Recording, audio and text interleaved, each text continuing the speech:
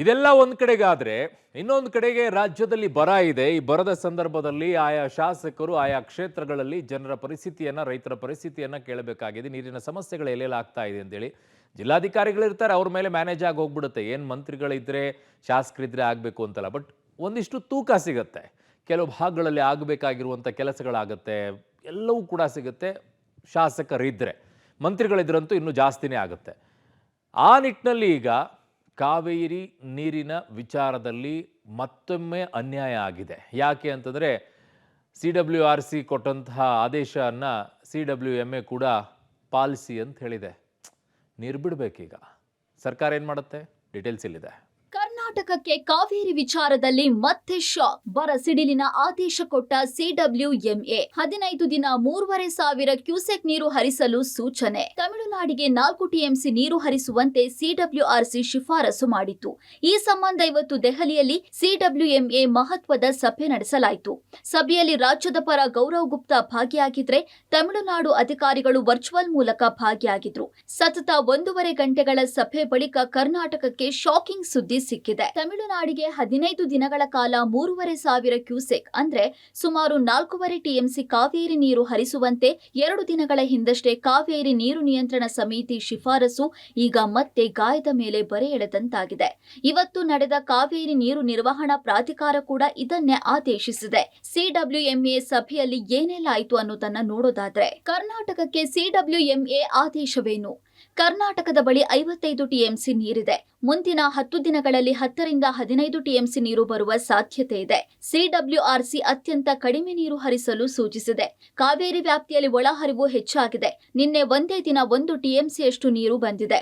ಭವಿಷ್ಯದಲ್ಲಿ ಮತ್ತಷ್ಟು ಒಳಹರಿವು ಹೆಚ್ಚಬಹುದು. ಹೀಗಾಗಿ ತಮಿಳುನಾಡಿಗೆ ನೀರು ಹರಿಸಬಹುದು ಅಂತ ಸಭೆಯಲ್ಲಿ ತಿಳಿಸಿದೆ.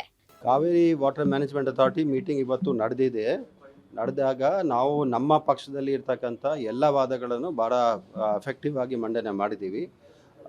ತಮಿಳುನಾಡು ನವರು ಕೂಡ ಇದ್ದರು. ತಮಿಳುನಾಡು ಕೂಡ ತಮ್ಮ ರಾಜ್ಯದಲ್ಲಿ ಇರ್ತಕ್ಕಂಥ ಪರಿಸ್ಥಿತಿಯನ್ನು ಚೇರ್ಮನ್ ಮುಂದೆ, ಸದಸ್ಯರುಗಳ ಮುಂದೆ ಮಂಡನೆ ಮಾಡಿದ್ದಾರೆ. ಈಗ ಮ್ಯಾನೇಜ್ಮೆಂಟ್ ಅಥಾರಿಟಿನವರು ಒಂದು ಡಿಸಿಷನ್ ತೆಗೆದುಕೊಳ್ತಾರೆ.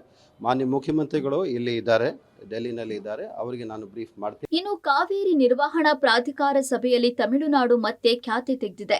3,500 ಕ್ಯೂಸೆಕ್ ನೀರಿಗೆ ತೃಪ್ತಿ ಪಡೆದ ತಮಿಳುನಾಡು 11,500 ಕ್ಯೂಸೆಕ್ ನೀರು ಹರಿಸಲು ಒತ್ತಡ ಹೇರಿತ್ತು. ಆದ್ರೆ ತಮಿಳುನಾಡು ಖ್ಯಾತಿಗೆ CWMA ಸೊಪ್ಪು ಹಾಕಿಲ್ಲ. ತಮಿಳುನಾಡಿಗೆ ನೀರು ಹರಿಸೋದಿಲ್ಲ. ಸುಪ್ರೀಂ ಕೋರ್ಟ್ ಮೊರೆಗೆ ಸರ್ಕಾರ ನಿರ್ಧಾರ.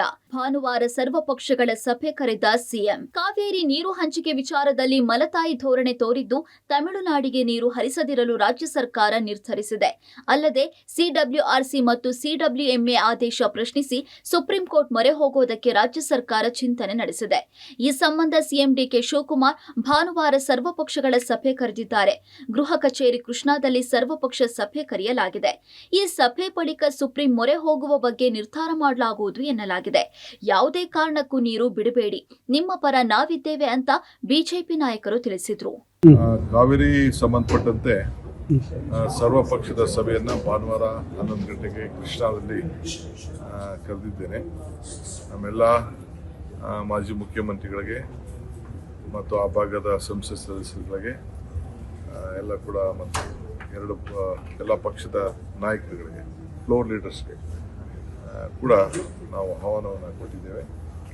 ಅವರೆಲ್ಲ ಬಂದು ಪಾರ್ಟಿಸಿಪೇಟ್ ಮಾಡೋಕ್ಕೆ ಆಲ್ ಪಾರ್ಟಿ ಮೀಟಿಂಗನ್ನು ಕರೆದು ಚರ್ಚೆ ಮಾಡ್ತೇವೆ. ಮುಂದಕ್ಕೆ ಯಾವ ದಿಕ್ಕಿನಲ್ಲಿ ತೆಗೆದುಕೊಂಡು ಹೋಗಬೇಕು ಅಂತ ಇವತ್ತು ನಾವು ಪ್ರತಿಪಾದನೆಯನ್ನು ಮಾಡ್ತಾ ಇದ್ದೇವೆ.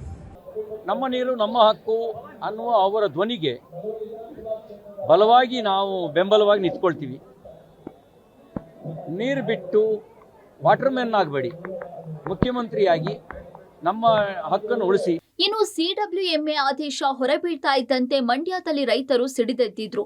ಸಂಜೆ ವೃತ್ತದಲ್ಲಿ ರಸ್ತೆ ತಡೆದು ಪ್ರತಿಭಟನೆಯನ್ನ ಮಾಡಿದ್ರು. ತಮಿಳುನಾಡಿಗೆ ನೀರು ಬಿಟ್ರೆ ಉಗ್ರ ಹೋರಾಟ ಮಾಡ್ತೀವಿ ಅಂತ ನದಿಗೆ ಇಳಿದು ಆಕ್ರೋಶ ಹೊರಹಾಕಿದ್ರು. CWRC ಹುಚ್ಚು, ಅದು ಹುಚ್ಚು ಪ್ರಾಧಿಕಾರ. ಏನ್ ಸ್ವಾಮಿ, ಕರ್ನಾಟಕದಲ್ಲಿ ಕುಡಿಕ್ ನೀರಿಲ್ಲ, ಅದು ಅಲ್ಲೇ ರೈತರಿಗೆ ಬೆಳೆ ಜಾನುವಾರಿಗೆ ನೀರಿಲ್ಲ. ಅಂತದ್ರಲ್ಲಿ CWRC ಇವತ್ತು ಆದೇಶ ಮಾಡೋ ಅಂದ್ರೆ ನಮ್ಗೆ ಎಷ್ಟು ಹೊಟ್ಟೆ ಉರಿತಾ ಇದೆ, ಎಷ್ಟು ಅನ್ಯಾಯ ಆಗ್ತಾ ಇದೆ. ಸರ್, ನಮ್ಮ ಬೆಳೆಗೆ ನೀರಿಲ್ಲ. ನಾವು ಬೆಳೆಗೆ ನಿಂತಿರುವಂತ ಬೆಳೆಗೆ ನಾವು ನೀರು ಕೊಡಿ ಅಂದ್ರೆ 15 ರಿಂದ 20 ದಿನ ಹೋರಾಟ ಮಾಡಿವಿ. CWS ಏನು ಇದು ಮಾಡಿತ್ತು ಅದೇ ಆದೇಶವ CWMA ಕೂಡ ಆದೇಶ ಮಾಡಿದೆ. ನಿಜವಾಗ್ಲೂ ಇದು ಮರಣ ಶಾಸನ ಬರ್ದಂಗೆ. ಒಟ್ಟಾರೆ ಸಿಡಬ್ಲ್ಯೂಎಂಎ ಶಿಫಾರಸ್ಸಿನಿಂದ ರಾಜ್ಯದೆಲ್ಲೆಡೆ ಆಕ್ರೋಶ ಭುಗಿಲೆದ್ದಿದೆ. ಮುಂದೆ ಉಗ್ರ ಹೋರಾಟ ಫಿಕ್ಸ್ ಎನ್ನಲಾಗಿದೆ. Bureau report, public TV.